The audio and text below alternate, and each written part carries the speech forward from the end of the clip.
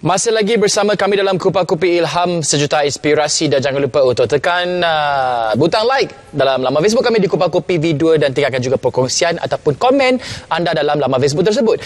Dan kita akan beralih ke topik kita yang seterusnya, dan kali ini kita akan berbincang mengenai permainan ataupun games, e-games, e-sports lah, ada yang panggil sebagai e-sports, dan bagaimanakah pemain e-sports ini mengharumkan nama negara, menjana pendapatan mereka dan menjadikan ia sebagai daripada kerjaya mereka. Dan oleh itu kita bawakan ke studio ketiga-tiga kaki game juga yang saya perkenalkan di studio Kupas Kopi hari ini. Betul-betul di sebelah saya Abdul Taib dari Sarawak Roleplay. Kita tahu apakah itu Sarawak Roleplay, kita akan tahu sebentar lagi. Dan di sebelah Taib pula saya perkenalkan Syazwan Haikal, juara C Nation Cup dan juga juara Asian Cup. Wow. Dan juga di sebelah Syazwan saya perkenalkan Abdul Qayyum, mewakili EGG program. Apakah itu EGG program, kita akan ketahui sebentar saja nanti. Dan sebelum itu terima kasih dan selamat datang ke Kupas Kopi. Dan Neil macam biasalah 3 cawan kopi untuk tamu kita, ya. Baiklah, sebelum kita nak tahu mengenai EGG program dan online gaming dan sebagainya, saya nak tahu terlebih dahulu, sejak bilakah timbulnya minat kalian terhadap permainan atas Thailand ini dan juga dalam sukan ataupun dalam arena e-sports ini? Mungkin Taib boleh ceritakan terlebih dahulu. Daripada minat ni, kita, kalau bagi saya lah, saya dah mula menceburi bidang ni dalam 2 tahun lepas. Dan minat tu mula kita dalami dalam masa setahun ni tadilah. Baik. Sepanjang 2020 ni lah. Kalau bagi saya lah. Baik. Syazwan ke? Okay, untuk Syazwan, untuk e-sport ni Syazwan lagi awal lagi. Syazwan start daripada tahun 2018. Baik. Dan sampai 2020 lah menjadi professional player untuk e-sport, untuk FIFA. Baik. Dan Qayyum pula macam mana? Untuk permainan, saya memang minat permainan ataupun game sejak dari kecil lagi. Sejak ayah saya beli komputer. Daripada situ? Dari darjah 1 lagi. Wow. Tapi start buat content creating dari tahun 2017. Saya tahu mengenai content creating tu, ataupun pereka kandungan, pencipta kandungan tu. Itu dalam bahasa Malaysia dah. Dan hari ni kalau boleh kita nak bercakap mengenai e-sports ni dalam bahasa yang paling senang difahami lah. Sebab saya tidak main game dan saya nak tahu juga, kita nak diplomatik juga dengan orang-orang seperti saya dan juga penonton di luar sana supaya memahami apakah di sebalik e-sports ini, supaya orang lebih faham dan orang lebih mengetahui apakah kelebihan untuk bermain e-sports ni, yang bukan sekadar main game biasa, tapi boleh juga dijadikan sebagai kerjaya dan sebagainya. Dan siapa yang memberi galakan kepada kalian untuk betul-betul serius dalam e-sports? Mungkin Syazwan lah. Kalau Syazwan, yang banyak membantu, yang banyak support, wife, isteri lah, yang banyak support. Lepas tu family lah. Itu second. Baik. Qayyum lah. Kami ada grup tersendiri. Memang kami dalam 4 orang grup tu kami panggil JMA. Memang support sesama sendiri. Baik. Dan keluarga juga support saya lah. Baik. Taib, mungkin orang lain pula yang memberi galakan. Daripada saya pula, kebanyakan dia daripada kawan-kawan yang banyak membantu, yang memberi cadangan tentang untuk kepada penubuhan Sarawak Roleplay ni lah. Baik. Yang kemudian daripada keluarga-keluarga terdekat juga yang memberi galakan, cadangan. Sebab kebanyakan benda tu pun datang daripada sahabat-sahabat rapat yang memberi cadangan dan aplikasi yang terbaik untuk bina Sarawak Roleplay tersebut. Baik. Jadi kalian 3 tidak kenal satu sama lain, baru kenal hari ini. Jadi kita akan bercakap mengenai 3 dimensi ataupun 3 entiti online games ni yang berbeza tau sebenarnya. Jadi memang luas lah, dia punya skop tu luas lah. Jadi kita nak cakap terlebih dahulu mengenai roleplay. Sebab kita roleplay Sarawak pula tu. Jadi apakah di sebalik roleplay ni? So roleplay kita tengok dulu roleplay ni bermaksud apa. Roleplay ni merupakan satu peranan watak yang kita akan bawa ke dalam in-game. Sebagai saya memberi contoh, di kehidupan seharian kita seorang pembawa seorang polis contoh. Jadi kita in-game tu kita akan buat satu karakter polis yang kita sediakan satu SOP dia sendiri, tetapi dia lebih kepada permainan lah, memberi peranan dia roleplay ni. Kalau macam dulu macam Sims je? Ya, dia lebih kurang Lebih macam kurang, sim. saya tahu sim je lah. Yang lain saya tak tahu dah. Contoh dalam soal roleplay juga kita ada nak tubuhkan satu kata tadi bahagian wartawan. Dia reporter, dia pegang role reporter. Dia akan ambil liputan apa yang terjadi dalam soal roleplay itu sendirilah. Sebagai contoh berlakunya kecemasan, kemalangan. Wartawan yang memegang roleplay untuk reporter tu akan pergi ambil liputan. Baik. Jadi Taib tak main game-game lain, permainan lain? Macam saya main juga game-game lain, tetapi saya lebih kepada fokus kepada untuk soal roleplay ni lah. Baik. Syazwan pula apa permainan yang paling kata yang awak tutup mata boleh main lah? Yang paling awak terror sekali? Okey, yang Wan sekarang ni fokus on FIFA 20. Baik.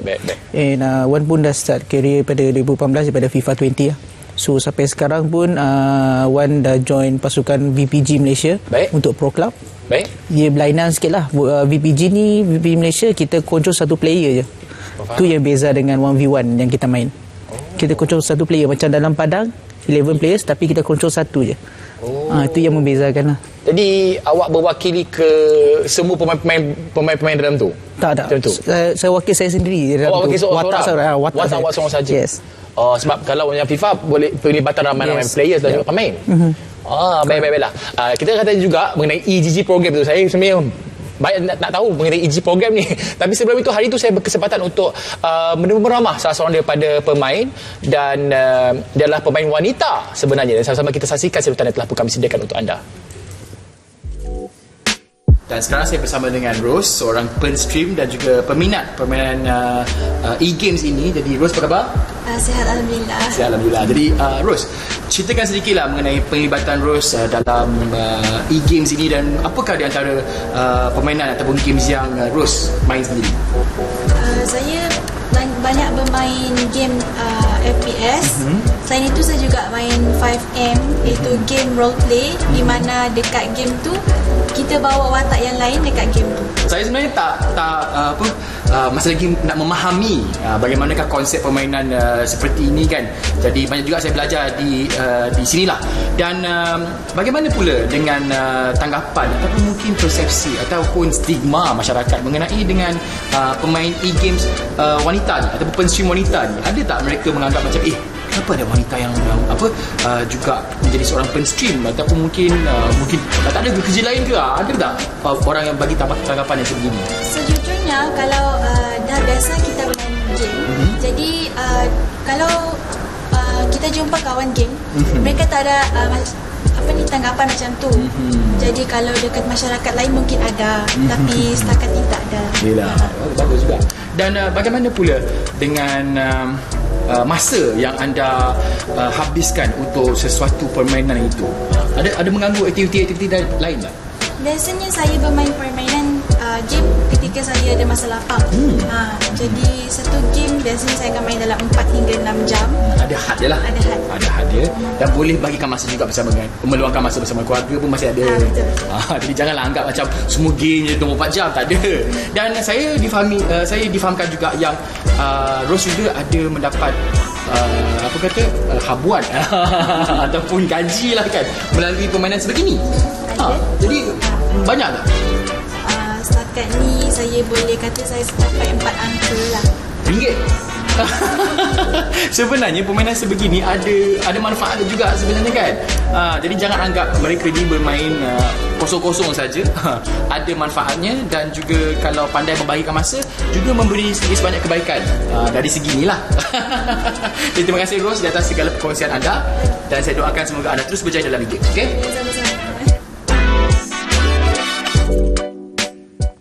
Itu dia temu ramah bersama dengan Rose. Dan Rose ada kat sana, dia tengah main game. Saya tak nak kacau dia, tengah kusyuk kat sana kan. Dan kita masih lagi memperkatakan mengenai e-sports. Dan sekarang ni saya tanya Kayum pula, EGG program ni, saya memang pernah otak jugalah. Saya nak tahu apakah sebenarnya EGG program ni. Dan mungkinlah dengan bahasa ataupun istilah yang paling senang difahami, mungkin Kayum boleh terangkan apakah itu EGG program. Okay, EGG program adalah satu program yang dibuat oleh EGG Network untuk menyokong para pembuat konten online iaitu penstream yang macam Rose tadi. Dia untuk support dia orang buat income melalui penstreaman game online. Jadi itu di bawah dia macam pengurus Ya, pengurus. anda lah. Ya, EGG seperti pengurus kami lah. Okey, saya dah faham sedikit dah apakah itu EGG program. Jadi Kayum adalah diselenggarakan ataupun diuruskan oleh EGG? Ya. Oh, jadi adakah Kayum juga dianggap sebagai gamers ataupun pemain? Asalnya memang gamers. Jadi dari gamers tu kami mendapatkan income online kami. Saya nak cakap mengenai income online tu. Yeah. Sebab mereka bukan main untuk nothing ataupun memang bermain dapat pendapatan juga dan mungkin pendapatan yang lumayan. Adakah anda juga diiktiraf sebagai pemain profesional ataupun pemain sepenuh masa? Mungkinlah Taib. Kalau di tempat saya, kita lebih kepada teknikal untuk Sarawak Roleplay. Jadi kita pun mendapat juga tajaan beberapa pihak dan income lah setiap bulan. Dan kita pun dalam 2 bulan 3 bulan yang lepas, kita dapat pun mencecah hampir 4 angka. Untuk build server Sarawak Roleplay ni tadilah. Baik. Yang selebihnya mungkin mereka yang boleh bagi tahu lagi kepada streamer lah. Sebab Syazwan dah kira atlet lah juga untuk e-sports ni. Jadi boleh ceritakan sikit lah mengenai pencapaian dan juga apakah pelibatan Syazwan dalam e-sports? Okey, sebelum Wan pergi dekat professional VPG Malaysia ni, so Wan main dengan klub Sarawak. So lepas kita ada liga untuk Malaysia. So waktu tu Wan diselected untuk masuk tim Malaysia lah. Pencapaian paling besar Wan adalah champion untuk Asia Cup. Kita final dengan UAE. Tapi Wan tak main lah. Wan main untuk C Nation semi-final lawan Indonesia. Yes. So the next yang kita tunggu is World Cup lah next year. Yes, for tim Malaysia. Baik. Jadi anda juga mewakili bawah bendera Malaysia lah. Dalam dunia nyatanya lah. Jadi ada lokasi ataupun tuan rumah tak untuk yang tu bermain di mana tu? Yang tu untuk online. Untuk online lah. Boleh bermain di mana-mana lah. Boleh. Jadi sebenarnya e-sports ni dia tak ada masalah kalau macam kalau kita lihat tadi ada acara yang terpaksa dilakukan secara virtual, tapi kalau untuk e-sports ni boleh dimain mana-mana. Tapi sebelum ni memang ada juga kan kejohanan dilakukan ataupun diadakan di mana-mana negara lah kan? Ada jugalah. Jadi macam mana sebenarnya kejohanan sebegitu? Sebab saya nak dapatkan gambaran bagaimana agaknya mereka melakukan penilaian ataupun saya tahulah siapa yang paling banyak skor dia menang lah kan. Tapi mungkinlah ada cara-cara penjurian lain tak untuk menentukan siapa pemenang untuk sesuatu kejohanan tu? Okey, yang tu kita ada liga. So dalam liga tu kita ada sistem untuk kita upload start kita yang main tu. Passing, shooting, tackling. So dia orang semua kira benda tu dan kita upload dalam sistem. So benda tu akan calculate untuk siapa yang top striker, so top passing, top cross, so semua dalam tu lah. So mata pun kita kiraan dalam sistem jugalah. Dalam VPG ni. Baik. Jadi kalau daripada pihak EGG program pula, saya nak tahu apa sebenarnya fungsi EGG program kalau betul-betul untuk melestarikan ataupun untuk mempromosikan e-sports ini, terutama di Malaysia ni lah. EGG seperti yang kebanyakan orang tahu, EGG adalah satu channel khas untuk e-sport dan e-games. Dan EGG juga ada banyak cabang lain sebenarnya. Dia mencari content creator lain. Dia macam menggalakkan kepada content creator untuk dengan beri features yang features untuk mendapatkan income dari segi dari gaming dia orang lah. Baiklah. Kita ada sedikit sedutan yang kami sediakan untuk anda berkaitan dengan e-sports ini. Berkaitan dengan hari tu saya sempat bermain virtual reality. Sama-sama kita saksikan bagaimana aktiviti saya di sana.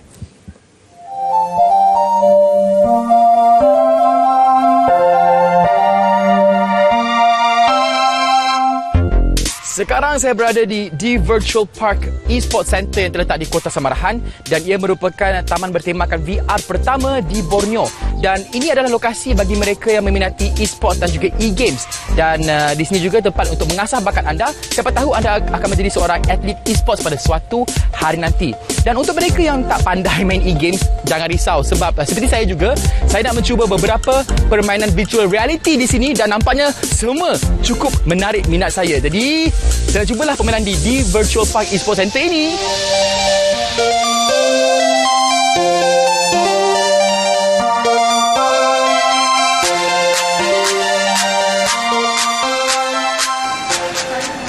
Khabar. Jadi saya dah ada QR code, jadi saya boleh masuk. Boleh? Wow, jadi saya dah masuk ke dalam di virtual park ini. Dan seperti juga saya yakin anda semua akan kagum dengan melihat ruang dalamannya seolah-olah berada di masa hadapan ataupun future. Dan sekarang ni kan dunia dah semakin canggih. Dah tak payah bertoken lah, bertiket lah. Semuanya di ujung jari saja. Saya ada QR code dan kita mau masuk pun kena imbas QR code di pintu masuk dia seperti ini. Nampak tak? Wih, kita nak main semua lah kat sini, boleh tak?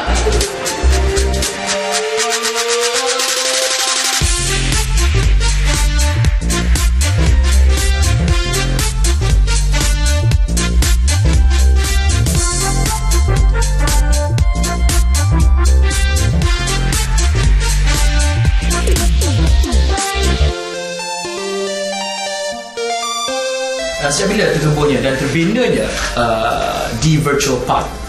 Okay, idea untuk penubuhan di virtual park telah keluar klasik tahun lepas lah, 2019. Okay. Ikut perancangan awal ianya akan dibuka secara rasmi bulan Mac, tapi disebabkan PKP epidemik, so paksa ditunda sehinggalah pada 16 bulan 7. Objektif di sebalik penubuhan di virtual park ni? Di sebalik penubuhannya adalah pertama semestinya adalah untuk entertainment lah. Okay, tu memang visi utamanya. Tapi dalam yang tersirat kita sebenarnya ada visi lain yang mana ianya juga adalah untuk memberi peluang kepada komuniti startup lah, untuk menunjukkan bakat-bakat mereka, kepakaran mereka dalam bidang kreatif dan inovatif.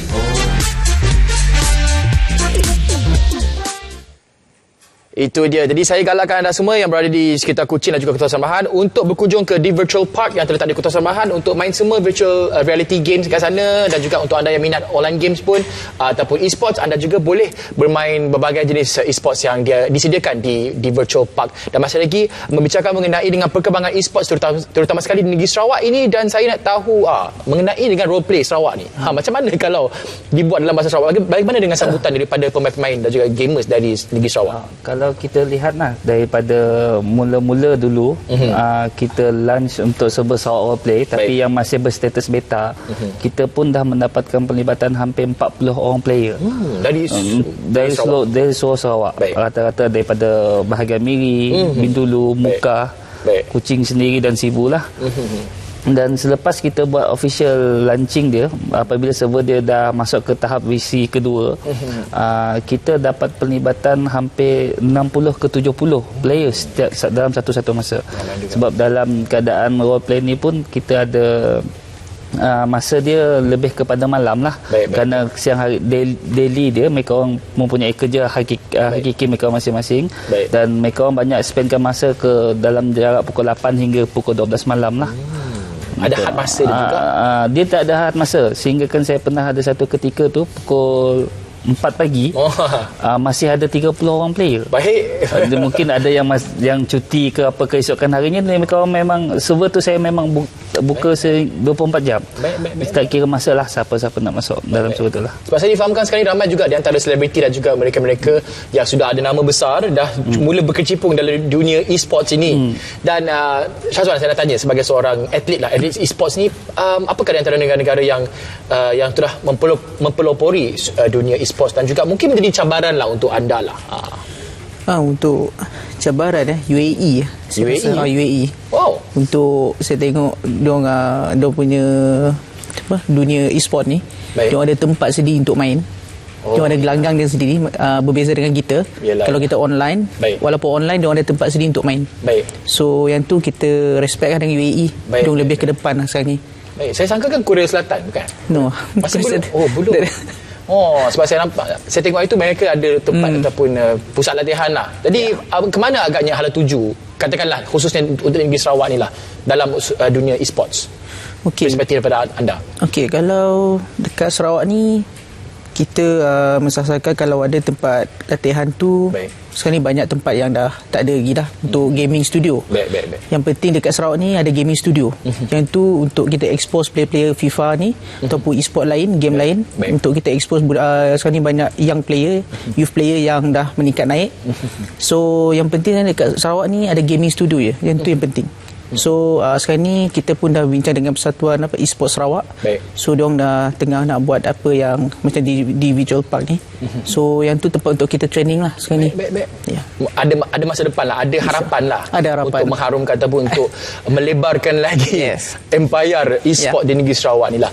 Baiklah, Kayum, saya nak tanya soalan yang bersifat general mengenai dengan orang selalu saya kaitkan e-sports dengan perkara yang membuang masa dan sebagainya ataupun mungkin hobi mahal. Jadi apakah pendapat anda ataupun mungkinlah apa saja komen yang Kayum boleh kongsikan bersama dengan kami untuk menyangkal persepsi ataupun stigma yang sebegini? E-sport tidaklah membuang masa bagi saya. Mungkin ada sesetengah yang menganggap e-sport ataupun bermain permainan komputer adalah untuk menjadi macam mental dia orang. Baik. Mengubat mental. Kan sekarang ni kebanyakan depression, Yelah, stres dengan sekeliling. PKP lah, apalah, PKP, duduk rumah lah. Duduk rumah. Jadi kadang-kadang dengan role play, main game online, dia dapat membuka minda setengah orang untuk menjadi macam lebih terbuka lah dengan orang, lebih mendengar dia orang. Baik. Bagi saya. Yelah, kita faham lah sekarang ni kan dengan keadaan pandemik dan sebagainya, mungkin adalah masa yang sesuai untuk kita nak menceburi bidang baru. Mungkin lepas ni saya pula ada nama game lepas ni, kita mana tahu kan. Dan itulah saya doakan juga supaya e-sport akan terus mekar dan juga terus maju di Malaysia, dan siapa tahu yang kita mungkin akan mencipta nama besar bukan saja di Sarawak tapi juga di Malaysia dalam sukan e-sports yang boleh mengalahkan negara-negara lain, boleh mengalahkan UAE insya-Allah pada masa akan datang. Dan sekali lagi terima kasih Kayum dan juga Syazwan dan juga Taib di atas kesudahan anda untuk berkongsi sedikit sebanyak mengenai dengan e-sports ini, dan saya doakan anda semua berjaya. Dan kita ada sedikit sedutan ataupun infografik yang kita sediakan berkenaan dengan peristiwa yang berlaku pada bulan Oktober. Sama-sama kita saksikan.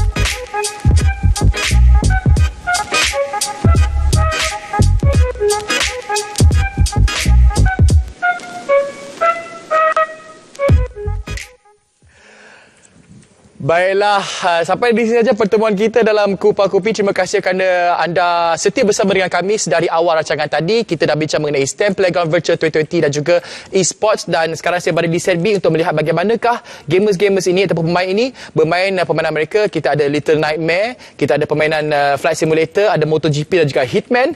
Dan jangan lupa untuk sebarang perkongsian ataupun apa saja komen dan cadangan, jangan lupa untuk kongsikan di dalam laman Facebook kami di Kupas Kopi Video, dan kita akan bersama dengan anda pada minggu depan dengan topik dan juga tetamu yang berlainan pula. Saya Andi Indrawani, jumpa lagi Malaysia, jumpa lagi Sarawak. Assalamualaikum.